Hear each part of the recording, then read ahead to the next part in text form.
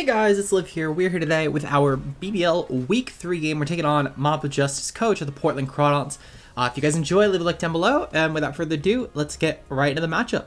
So, looking at Maj's team, he has a pretty interesting team, to be honest. Albeit, I think his original team was better, but this was still definitely a pain in the ass to prep for, I will say. He has Mega ALAKAZAM, TAPU LELE, Corviknight, Pheromosa, Tyranitar, Dougie, Crawdaunts, Vileplume, Lapras, and Stoutland. So I personally, he actually had Reshiram before the Pharaoh in week 2, and I think that was a lot scarier, to be honest. So I was really relieved when I saw that Pharaoh came, because I actually have one of the few drafts that I personally think that goes around Pharaoh. So we'll take that. We'll take that. So the other thing to keep in mind, I guess, would be the fact that I think I actually have a really good matchup here. One of the biggest issues that I had when thinking of Reshiram to play is that my Dragon plus Fire switch-ins are pretty bad. I basically would have to rely on Alcremie, and Alcremie's matchup this game outside of Reshiram is pretty bad. And even then, Reshiram, if it's specs, could still definitely take advantage of my team anyway. So it was definitely a pain to play around for sure if it was the case. Luckily, though, Pharaoh came, and even though Pharaoh is definitely scary, there's a lot of things I had to prep around differently because of Pharaoh, such as bringing Mon that I'll get into it a bit. But I think as a whole, it was a lot better for me. So I'll definitely take that. Another thing as well is that if we look at Maj's team, he has one switch in at all to Lunala, and it's Tyranitar. And if we look at my team, Tyranitar does not have a fun time here. So this should be a really free Lunala matchup. I'm 100% anticipating to win the game with Lunala. But I do have a couple other tricks up my sleeve, a couple other fun mons that will enable that Lunala win so much easier. I do think that this is definitely going to be a really easy matchup, probably one of our easiest all season, and that's not anything on Maj. I think Maj is a great player. He's definitely one of the better players in the pool, in my opinion. And I also think that his draft is, personally, I think it's middle of the road. Other people think it's really bad. I think it's middle of the road, personally. I think his size spam is really cool. Mega Zam has proved to be really broken, especially that pursuit. I do think that his draft was better with Pharaoh, with Reshiram than Pharaoh. However, at the very least, as the week of recording this, he did make another trade that, while I don't agree with, I definitely think it supports Zam and Pharaoh better, at least. But I don't agree with the trade overall, necessarily, I guess. But it's still not a bad team. I think it has a lot that it could do. I just think that Maj has been playing it not to his full potential as of weeks 1 and 2. But I think that at the very least, we're both 1-1. I do think we have heavy matchup, though. So, let's see, yeah. Looking at the first mon in our draft for this week, we have Ferrothorn, we have Stealth Rock, Leech Seed, Body Press, and Bullet Seed. 252 Fizz Def, 240 HP, 8 Speed Def. This is literally just meant to be a T-Tar check. If we kill T-Tar, then Lunala sweeps. We have the Aqua Berry this week in case of Fire Fang T-Tar. I potentially could see a Bandit T-Tar coming just to try and kill Pharaoh quicker with Fire Fang, or even just like a Choppal T-Tar with Fire Fang just to get around Pharaoh 1v1. Because it is definitely a very scary mon for T-Tar in particular. And again, T-Tar is basically what stops Pharaoh and his entire team from losing to Lunala. So I fully do anticipate that. So we're just max Fizz Def for that. We still check stuff like Lele, okay. If it's a Specs Lele, it's actually easier for it to handle, so I don't mind actually sacking Pharaoh to that.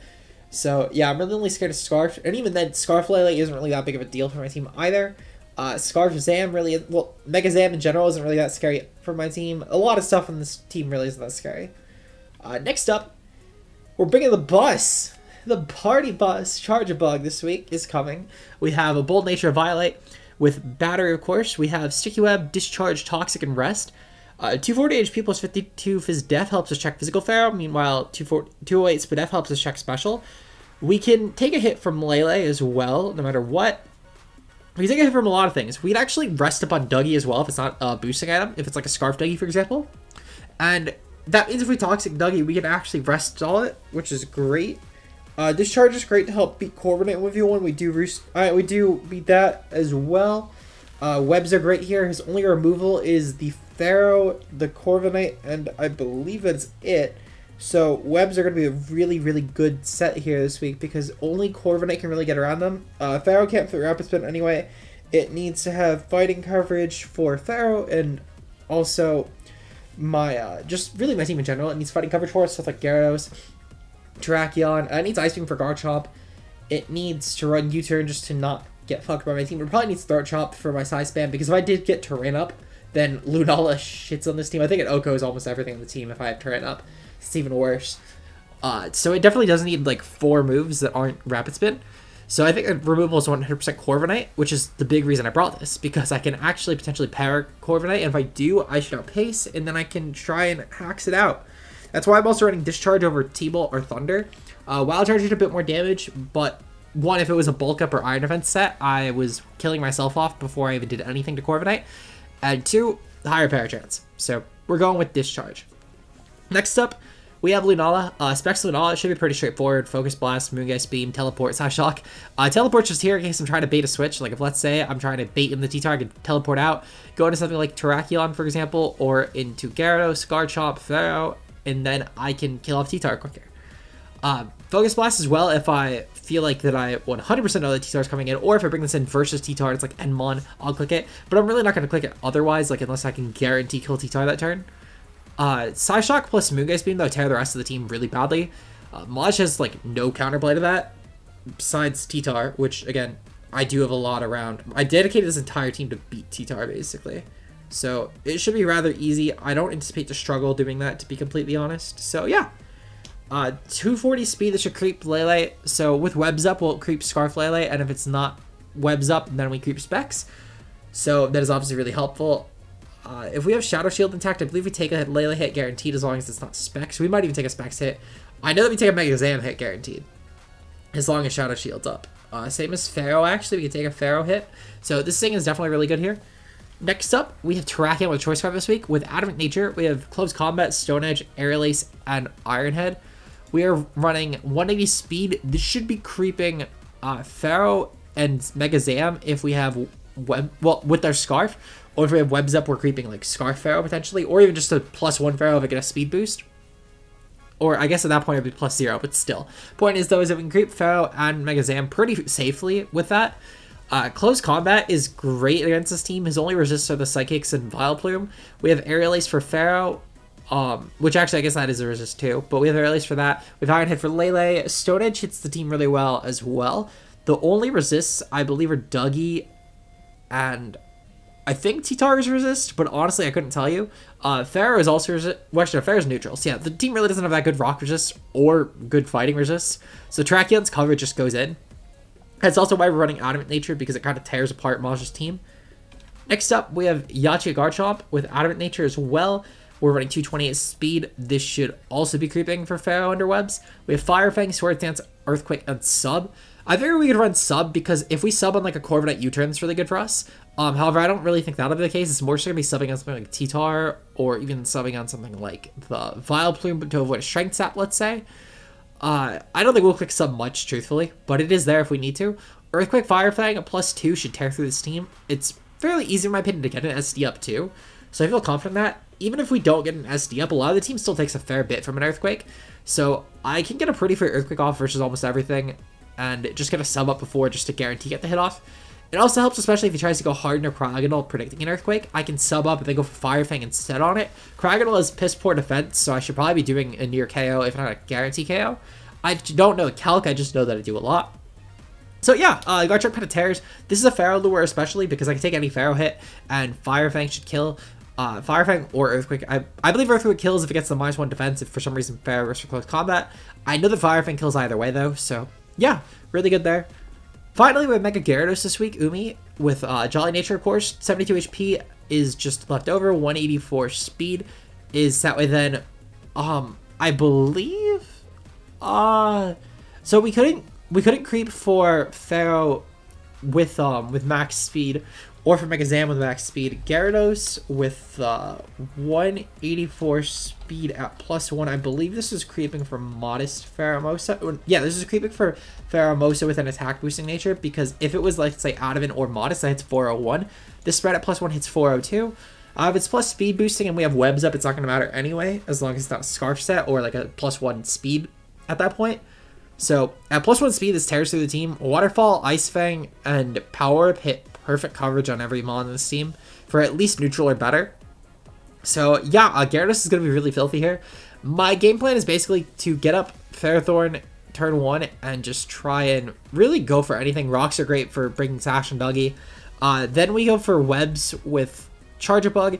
I can even bait in Corviknight, try and go for Defog, then bring in Charge Bug and kill it off quicker, because if it is in, I do get the free force out there, or just click Webs anyway. I can maybe lure in Dougie at that point and then try and Toxic Stall, etc. And then I go for a Lunala sweep. So it's a pretty straightforward game. Game plan's really straightforward too. It's not one of those games where I need to bring like a ton of really difficult sets. This is pretty... I think even Maj could predict my exact 6 and exactly how I'd run them, and I still don't think much changes about how I play the team.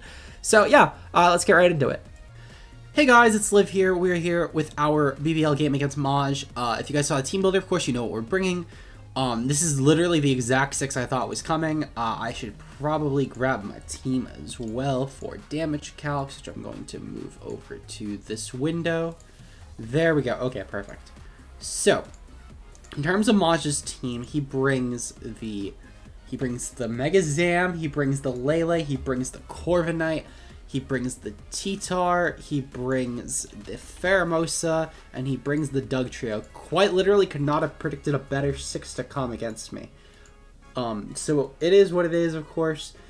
Kind of annoyed, I guess. Just because I'm not a big fan of Dougie here, because Charge Bucket went in, but otherwise should be pretty good. Okay, so in terms of what we lead off with here, I am 100% tempted to just lead off with Gyarados, because it should be good against any lead besides a Lele lead. So yeah, I'm just going to lead off with Gyarados here and see what happens. Pretty much anything should be dead to a waterfall besides Corviknight and Lele. Pheromosa cannot kill us because of the Intimidate, which is also great.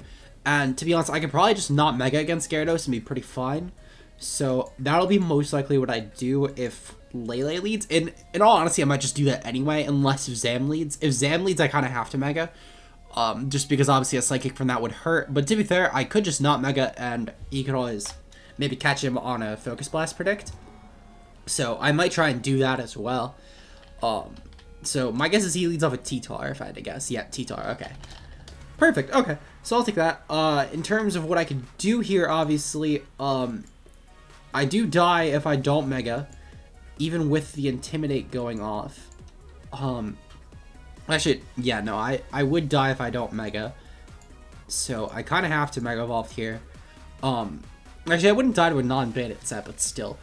I'm tempted to just Mega Evolve and click... Actually, hold on. So, pre-Mega with Intimidate off versus non-bandit T-Tar. Yeah, he gets still kill. Okay. So, I'm tempted to just Mega Evolve here and click Waterfall. I don't want this thing predicting me and clicking Ice Punch against my Garchomp. Okay, so yeah, this is a fairly bulky T-Tar. We did flinch it, which that definitely sucks. That really sucks for Maj. So, I am sorry to Maj about that. Because that should not have... Obviously, that should have at least gotten a Brox or something. And especially with his Rockers being this piss poor, that's really bad for him. So, it is what it is. Kind of sucks. But, I mean, we'll take a flinch. In terms of what we're going to be doing this turn, I think I'm going to click Waterfall. I know I canceled it real quick, but I decided that I might want to think it over. In case if he tried to switch out, he goes into Lele here, which means I have to go into Ferrothorn. He could also predict this to be fair and click Focus Blast, but I can calc off of that and double if I need to. So he goes for Nature's Madness, which shows not a Scarf set at least, or probably not a Scarf set at least. However, this is obviously very bad though, because of the fact that now Focus Blast should guarantee kill. And also the fact it's not choice, that kind of sucks. Let's see, so what I could do is I could double into Charge Bug here, because I can still take a Psychic, since it is not a Life Orb set. So I could do that. I think that's actually what I'm going to do, to be completely honest. He goes to Corviknight. Okay, this is perfect, this is perfect. Because Discharge is really free. Doug Trio cannot punish me even if it comes in hard on me, because of the fact that Doug Trio doesn't do shit. I can get a free Toxic off and then still rest on it, unless if it gets extremely good Stone Edge rolls. Assuming that Corviknight does U-turn here, that is. So, anything else that comes in obviously is going to want to risk a Discharge, which if I get the full para on it, or even just a para in general, that is huge for me, between the Lele, the Zam, and the Pheromosa. So I'll 100% take that, to be completely honest. That is really, really good for us late game. Discharge should be also really good for Corviknight. If he doesn't go for Roost here, this should be doing around half, just because the fact... Actually, it should be doing around a third, unless it's like no Spadef. Okay, so he has U-turning out 100%. Makes sense here. He's definitely going to Doug Trio, which I don't mind him going to the Dugtrio, but obviously it is a bit annoying because I do now need to stall the Dugtrio. Yep, okay. So, perfectly fine, not a big deal. I'm gonna go for Toxic on this. Shouldn't really matter because obviously we will outstall the Dugtrio thanks to Rest. Is kind of annoying though because the fact... Oh, okay, and he gets the Stone Edge crit. Okay, yep, that's gonna do us in. Okay, not a huge deal. I mean, I did... It's kind of annoying, but I mean, it's also justified. Luckily, Earthquake shouldn't kill us unless he gets like a really good roll.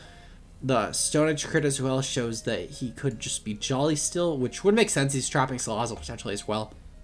I'm gonna click Rest in case he misses Stone Edge and he's like a choice set. See, perfect. Okay, so now we have 2 turns. He's probably gonna switch out here to be completely honest into Lele if I had to guess. And he doesn't switch out. Okay, so this is probably a Bandit Dugtrio. Perfectly fine. I'm going to just bank on the fact that I'm not going to wake up. And I'm going to click Webs now, because now those are really good, obviously. And then I'm going to just click Toxic. Okay, so now Dugtrio is gone. Charge Bug actually got a kill, so shout out to Charge Bug. Dugtrio is also gone. Webs are up for the rest of the game unless a Corviknight defogs. And a Corviknight does defog, it's going to give me a free turn to discharge it. So, yeah, I'll take that. I think it's pretty fair. Actually, I could just go for Webs until I die.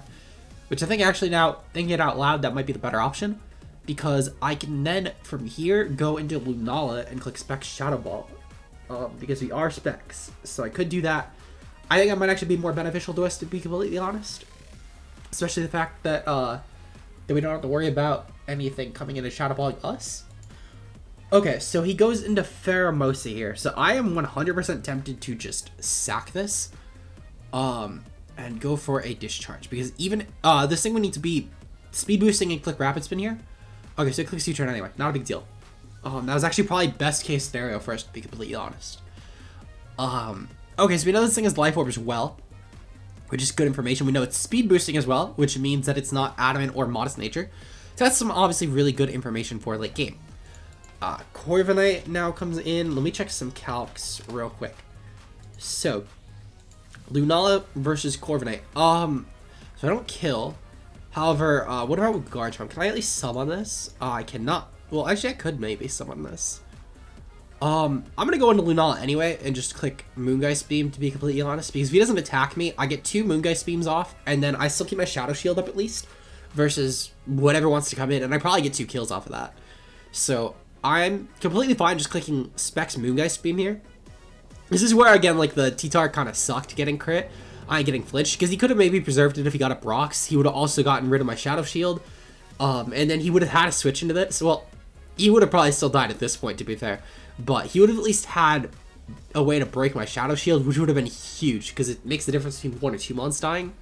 But I'll definitely take it, because, I mean, as we see here, we do a fuck ton of damage, and I don't mind losing Webs because of the fact that now we get rid of this, and now Scarf Dragon is a lot better of a matchup anyway.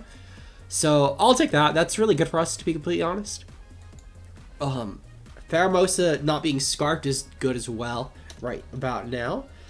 Speaking of Pheromosa, if it is a Throat Chop set versus Lunala, it should not kill because it's not going to broken her Shadow Shield. So I think Lele will have to be sacked to then go into Pheromosa, which if that is the case, that's really good for us because Guard Chomp will guarantee take a hit because it's not speed boosting, because it's not special attack boosting. So we will always have counterplay there. We will always have a way around this just because of that fact alone. Even a max special attack set, because it's not modest, a modest set would have done it, because that would have been special attack boosting. But because of the fact that it's not modest, we should be good to just guarantee take any hit. So I'm definitely relieved on that front. This also means that he's probably creeping Jolly Gyarados with this, which is what I anticipated, because of the fact that he is running Jolly. Otherwise, he would have ran Modest, and Modest would have actually probably done us in, because if he just broke my Shadow Shield with Lunala, with Lele, then he just clicked Bug Buzz plus Ice Beam, and that killed my team at +1. So right now he's probably picking a sack. My guess is he's going to sack this, which again kind of sucks. I'm gonna just cancel real quick and just see if maybe it's lag, which it is not. Okay, so yeah, no, he's probably debating on sacking this or like sacking Lele, which I don't think he can sack anything else. Zam obviously is really, really good for late game versus stuff like the Garchomp, the Ferrothorn that it's chipped. Gyarados as well if it's not set up. So he's probably going to sack this if I had to guess. I'm just going to cancel real quick to pause and sneeze. Okay, now I'm better in that regard. Okay, so yeah, Moongeist Beam goes off. Alright, so Corviknight is now dead. Alakazam comes in. How much does Alakazam actually do? With Shadow Ball. Okay, wow, that does like nothing. Holy shit. Oh, and no, that's a Garchomp. Okay, I was going to say, Shadow Ball should have done a bit more. Still does nothing. Holy shit. Okay, well, Moongeist Beam is going off for free here. This should be some free real estate on the Zam. Zam can legitimately do nothing about this because I'm Specs. Modest Zam couldn't kill if it crits. Actually, I think it would have to crit to have any chance of killing. And even then, a modest crit, yeah, it is 95%. So he has no chance of killing me. So that's the benefit of Shadow Shield. Absolutely broken ability. Lunala is really broken with it. I'll 100% take this. I should also probably update my kills while I'm doing this because then I don't have to do it later. So yeah, no, I'll take this. I think we're in a really good position to win. The Lele is still a bit annoying to be fair, but I think I have enough left around at this point to where it shouldn't be a big deal. So I'll take that. He's going for Nasty Plot here. I don't know why he didn't just try and, oh, you know what? Yeah, because that traces my Shadow Shield, huh? Oh shit, I forgot about that. Oh, okay, wow, okay, well, fuck. I forgot about that if I'm being completely honest. Shit. Well, it's a good thing we have that Scarf Terrakion in the back. I am going to still preserve this, actually. I am going to 100% sack my Ferrothorn here. So, bye-bye Ferrothorn. We're bringing in the Scarf Terrakion now. And I'm going to click Aerial Ace, because that should guarantee kill this right now, right? This kills? Okay. Actually, how much does Iron Head do to Pheromosa? Actually, it does enough to where a couple of Life Orb hits will do it. I'm going to click Iron Head here. Because even if he tries to be cheeky and sack Lele, Lele's not going to get away with it.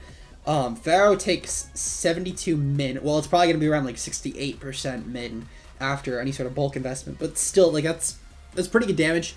Means that Life Orb should die before I die. And then Zam obviously is chipped enough to where it's kind of screwed this game. Especially with this being a Scarf Terrakion. That could have been very bad though. I'm really glad I kept the Pharaoh sack. Because otherwise this would have done us in. If I tried to be cheeky and sack Pharaoh earlier, that might have been scary because I can't really sack... Well, I could have sacked Gyarados actually, to be fair. But I can't really sack anything else. Like, Terrakion is way too important. Garchomp is literally my Pharaoh lure at this point in case if Lunala gets broken.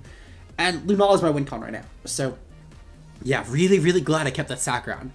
But yeah, I do think that we're in a good position now. This thing would need to have evasion in it to dodge this, and yep, Terrakion gets another kill. Absolutely love this mon. I realized actually while I was doing my slides for BBR, which will have gone up after this, I had to check, but I realized after doing my slides for it though, that I have this thing in like 4 leagues right now. I have it in UTL, which I'm not uploading, I have it in here. I have it in BBR, so actually I guess 3 leagues, but 3 out of 4 leagues though, that's a lot of leagues to have Terrakion in of all mons. And not only that, but in 2 of them I have Terrakion Ferrothorn as a core, which is even more surprising to say the least. Okay, so Terrakion dies here perfectly fine. Terrakion did its job. The fact that this is buried means that I could just bring in Lunala. Actually, yeah, I could just bring in Lunala here and click Moongeist Beam. Moongeist Beam should finish this off 100% because there's no chance it outpaces me. And then because it's not adamant, I should be able to take the Lunala hit as well. And yeah, that should be game. So, very GG to Maj. He really couldn't, his team could not do much about this set. This set kind of tore him a new one, so that's obviously not on him. He prepped pretty well. He prepped probably as good as he could of this matchup, to be completely honest. But I'll take the 2-1 though. Obviously, that's really good for us to be 2-1 right now. The edge misses. Yeah, he mentioned the edge misses suck. They did suck pretty bad. It allowed me to actually stall out Dugtrio. Dugtrio could have at least probably broken this thing's Shadow Shield, or even gotten up rocks, which would have been a huge thing. Well, actually, I think it was Banded Dugtrio just based on actually no, based on the damage rolls. I don't think it was Banded Dugtrio. I think it was just had to click Stone Edge. But it obviously did suck because he couldn't get up rocks. He could have maybe broken this thing's Shadow Shield, which would have been huge for it. Like Throw Shot there would have killed. To be fair, Ice Beam Garchomp would have probably still won anyway. But it did still obviously hurt for sure.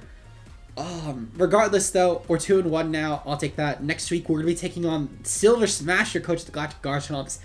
This is by far the match I'm most scared of. I have, like, no counterplay to Marshadow besides, like, Indeedee. So, kind of fucked. But we'll make something work. If you guys enjoyed, leave a like down below. And we'll see you guys in the next one. Peace out, guys.